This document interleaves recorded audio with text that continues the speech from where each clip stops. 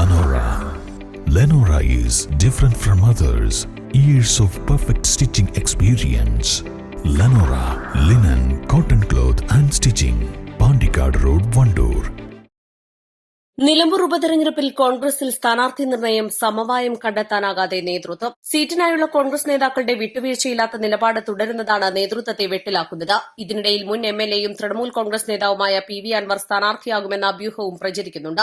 തൃണമൂൽ കോൺഗ്രസ് നാളെ നിലമ്പൂരിൽ അടിയന്തര പ്രവർത്തക സമിതി യോഗം വിളിച്ച സാഹചര്യത്തിലാണ് PV അൻവറിന്റെ പേരും ഉയർന്നു കേൾക്കുന്നത്. നിലമ്പൂർ മണ്ഡലത്തിൽ ഇക്കുറി സ്ഥാനാർത്ഥിത്വം വേണമെന്ന നിലപാടിൽ തന്നെയാണ് KPCC general secretary Aryadan Shoukath. 2016 രാഷ്ട്രീയ സാഹചര്യമല്ല 2025 രാഷ്ട്രീയ സാഹചര്യമെന്ന് ആര്യടൻ ഷൌക്കത്തും അദ്ദേഹത്തെ പിന്തുണയ്ക്കുന്നവരും പറയുന്നു. ആര്യടൻ മുഹമ്മദിന്റെ വിയോഗത്തിന് ശേഷം നടക്കുന്ന ഉപതെരഞ്ഞെടുപ്പ് എന്ന നിലയിൽ ആര്യടൻ ഷൌക്കത്ത് സ്ഥാനാർത്ഥിയാകുന്നത് ഏറെ ഗുണം ചെയ്യുമെന്ന വിലയിരുത്തൽ ജില്ലയിലെ എ ഗ്രൂപ്പിനുമുണ്ട്. ഇക്കുറി സീറ്റ് ലഭിച്ചില്ലെങ്കിൽ ആര്യടൻ ഷൌക്കത്തിന്റെ രാഷ്ട്രീയ ഭാവിക്ക് തന്നെ വലിയ വെല്ലുവിളിയാകുമെന്ന തിരിച്ചറിവുമാണ് എ ഗ്രൂപ്പ് ആര്യടൻ ഷൌക്കത്തിനായി ശക്തമായ നിലപാട് സ്വീകരിക്കാനും കാരണം. എന്നാൽ ജില്ലയിൽ ജനറൽ സീറ്റുകളിൽ കോൺഗ്രസിനുള്ള സുരക്ഷാ മണ്ഡലം എന്ന നിലയിൽ DCC പ്രസിഡന്റും നിലമ്പൂർ പോത്തുകൽ സ്വദേശിയുമായ VS ജോയും സജീവമായി രംഗത്തുണ്ട്.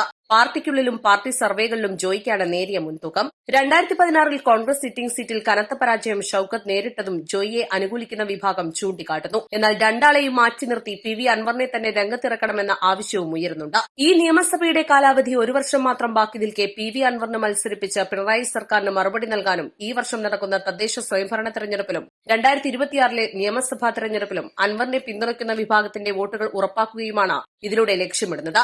2026 സീറ്റ് കോൺഗ്രസ് ഏറ്റെടുക്കുകയും പകരം അൻവറിന് മറ്റൊരു സീറ്റ് നൽകുക എന്നതുമാണ് ഇതുമായി ബന്ധപ്പെട്ട ഫോർമുല. East live, Nilambur.